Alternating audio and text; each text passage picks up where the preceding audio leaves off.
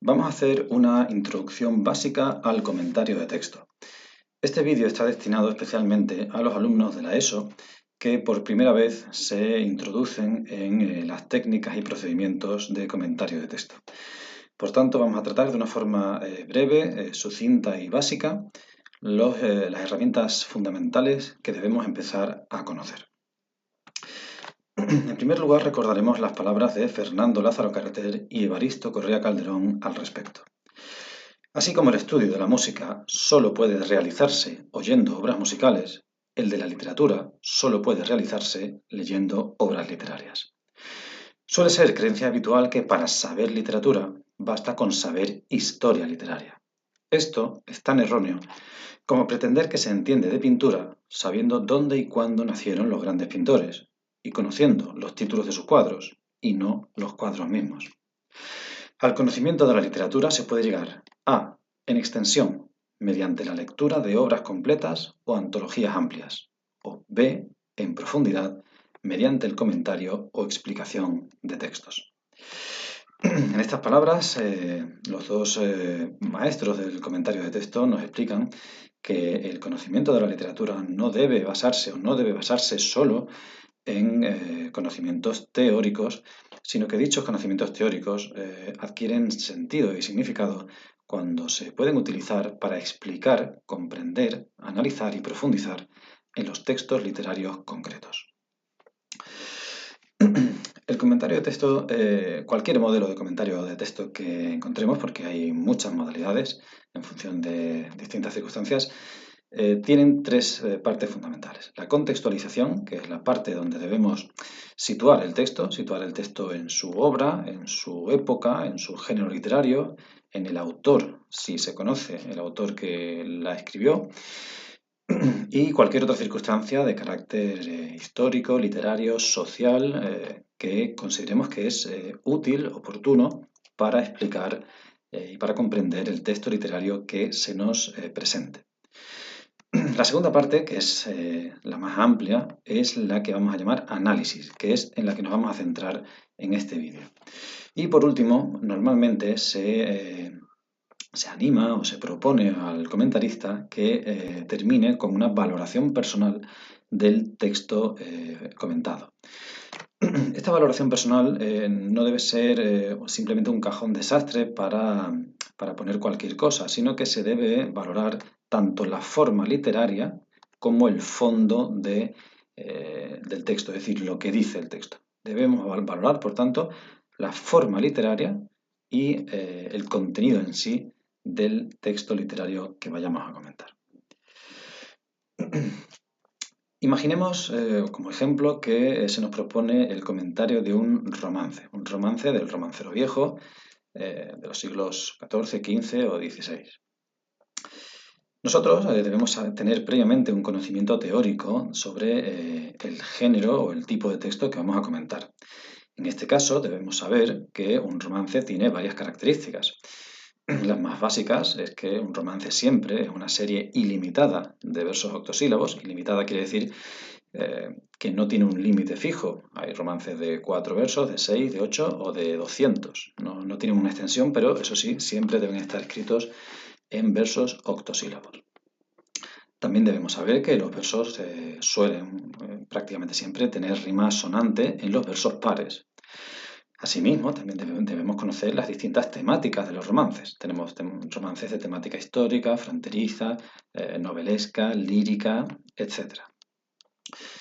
Los romances, una de sus cualidades fundamentales es el fragmentarismo, ya que los romances debemos saber que fueron extraídos la mayoría de ellos fueron extraídos de cantares de gesta, ¿no? Son las partes más conocidas, las más populares, las que el pueblo acabó incorporando a su memoria colectiva y que al final acabaron funcionando de forma independiente. Pero en su origen, la mayoría procede de cantares de gesta. Esto hace que sean fragmentos de historias que desconocemos en muchos casos, ¿no? Por tanto, cuando son, por ejemplo, romances narrativos, nos vamos a encontrar con un comienzo in media res, porque aparecen personajes que, por supuesto, no sabemos quiénes son, no sabemos en qué circunstancias hablan ni por qué. Esto, lejos de ser un inconveniente para la comprensión del romance, es un intensificador de su fuerza poética, ya que aumenta la intensidad de la escena que se nos presenta. Otro de los rasgos de los romances es el predominio de la acción, ya que al ser habitualmente de una extensión limitada, tienen que decir mucho en muy poco espacio. Por tanto, no va a ser normal que encontremos secuencias descriptivas, por ejemplo, en un texto, en un romance. Otro de los rasgos de los romances es la mezcla de la narración y del diálogo. Esto se debe, en primer lugar, como hemos dicho antes, a la procedencia de los romances de los cantares de gesta, donde se intercalaba la narración y el diálogo. Este hecho también se debe a la voluntad de aumentar el dinamismo del romance, ¿no? Ya que se alterna el diálogo, que siempre es más ameno, con la narración, que puede resultar más teórica o más anodina para el público que escucha.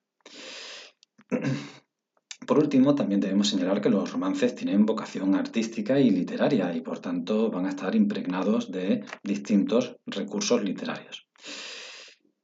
Es decir, nosotros debemos conocer previamente las características básicas del texto que vamos a comentar, pero un comentario de texto no puede ser nunca una simple enumeración de estos rasgos. Eso sería una pregunta teórica. Un comentario de texto no trata de enumerar teóricamente los rasgos en general de un romance, sino que debe enfocarse en un texto concreto. Por ejemplo, si nos atenemos al conocido romance del prisionero, nosotros en el comentario de texto, fundamentalmente en la parte del análisis, lo que debemos hacer es justificar si estos rasgos que hemos señalado, estos rasgos teóricos que hemos señalado, se manifiestan o no en el poema que estamos comentando y comentarlo brevemente, aportando siempre ejemplos del texto que demuestren que no estamos haciendo una pregunta teórica de memoria, sino que hemos leído el texto y estamos analizando el texto. Por tanto, hay que hacer constantes referencias al texto. Esto es fundamental. Si no se hacen referencias al texto, la pregunta se convierte en un ejercicio teórico y deja de ser un comentario de texto. Por ejemplo, la primera característica, la serie ilimitada de octosílabos. Bueno, en este caso podemos comprobar que todos los versos de esta composición son octosílabos. Y la extensión, bueno, pues como hemos comentado antes, es variable. Pero tenemos que comprobarlo, tenemos que medir algunos, no todos igual, pero algunos de los versos y comprobar que efectivamente se trata de octosílabos. El segundo rasgo, la rima asonante en los versos pares. Es así, se confirma, se constata, podemos comprobar en esta composición que tenemos una rima asonante en los versos pares. Pues hemos de observar los versos pares y comprobar si efectivamente son rimas asonantes. Y podemos ver que sí. Obviamente esto implica que antes debemos conocer qué es una rima asonante. En cuanto a la temática del romance, bueno, en este caso no es histórica ni fronteriza, quizás el cantar de gesta al que pertenecía originariamente sí lo fuera, pero este romance por su densidad y carga emotiva lo podríamos incluir dentro de los romances de tipo lírico. Por tanto, el romance en su globalidad lo vamos a incluir debido a su temática en el subgrupo de los romances líricos. En cuanto al fragmentarismo, igualmente vamos a poder constatarla y vamos a poder ejemplificarla con fragmentos del texto, ya que tanto en el principio de la composición como en el final veremos que tiene un inicio truncado y un final igualmente truncado. No sabemos quién es el prisionero que está en prisión, no sabemos por qué está en prisión, desconocemos cómo ha llegado a esa situación y tampoco sabemos qué va a suceder después. Por tanto, es un texto fragmentario, es decir, extraído de una obra anterior, probablemente olvidada, probablemente perdida, pero que se ha conservado como un texto independiente. Asimismo, la característica del predominio de la acción también la podríamos justificar con ejemplos extraídos del texto. Porque, como podemos observar, por ejemplo, los verbos, a pesar de la brevedad de la composición, implican acción. porque tenemos un prisionero que está vivo en una prisión, que había una vecilla que cantaba, había un ballestero que mató. Es decir, a pesar de la brevedad de la composición, podemos comprobar que hay acción y que, por supuesto, predomina frente a cualquier otro tipo de texto o modalidad textual que pudiéramos encontrar. Podemos observar en la penúltima característica que hemos señalado también la mezcla de narración y diálogo, a pesar, insisto, de la brevedad de la composición. En este caso, podría parecer difícil o casi imposible que hubiera diálogo en la composición, ya que se habla de un prisionero que está solo en una celda. ¿Cómo es posible un diálogo si una persona está sola? Pues aún así es posible encontrarla, porque podemos ver que el prisionero habla consigo mismo. Lógicamente en soledad, es una especie de monólogo, pero no deja de tener ciertos rasgos de diálogo, ¿no? Matómela un ballestero, dele Dios mal galardón. Obviamente el prisionero se encuentra solo, pero aún así mantiene una especie de diálogo consigo mismo e incluso podríamos comentar que con Dios, ¿no? A quien él se dirige para que le dé un mal galardón, es decir, para que se vengue de él. Por último, también podemos comprobar la presencia de ciertos recursos literarios. Estos recursos literarios también deben ser conocidos previamente. No debe ser tampoco una clasificación sistemática de todos los recursos literarios, sino de los más principales, los más importantes que nos demuestran que estamos ante un texto con vocación artística. Por ejemplo, podemos comprobar que tenemos repeticiones, tenemos anáforas, tenemos personificaciones. Es decir, tenemos un texto donde podemos comprobar que el lenguaje está cuidado, que hay una voluntad de poetizar la expresión lingüística y que, por tanto, son composiciones literarias. Por último, también tenemos aquí un paralelismo que de nuevo constata y confirma lo dicho previamente.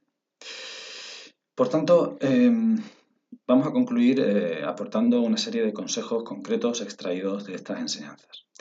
En primer lugar, debemos saber que en un comentario de texto debemos conocer muy bien previamente los datos de historia literaria relacionados con el texto.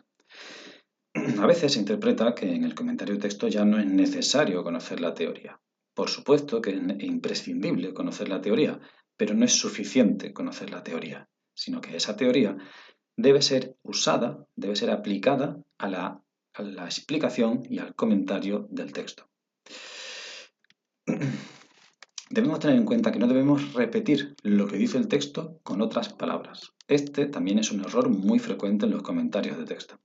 Es decir, no se trata de que parafraseemos, que simplemente comentemos de una forma más o menos imprecisa y personal el texto. No se trata de que traduzcamos el texto, no se trata de que digamos al profesor lo que significa el texto, porque eso ya lo sabemos. Se trata que demostremos que sabemos analizar el texto. Tampoco debemos usar el texto como pretexto para hablar de otros temas. A colación de que el texto habla sobre la libertad, sobre el amor o sobre la muerte, no debemos tener la tentación de nosotros ahora elaborar un texto propio sobre la libertad, el amor o la muerte. Por último, no debemos tampoco verter la información teórica descontextualizada. La información teórica que tengamos debe ser usada en el comentario, pero debe ser usada siempre que sea útil. No debemos utilizar el comentario como un cajón desastre para verter información teórica que no aporta nada a la comprensión del texto. Cualquier dato histórico, teórico, político o social que podamos aportar será útil si sirve para comprender el poema y será totalmente imprescindible si no sirve a este fin. Por último, queremos recordar que lo más importante en la técnica del comentario de texto es que todo lo que digamos debe estar sustentado con ejemplos extraídos del texto.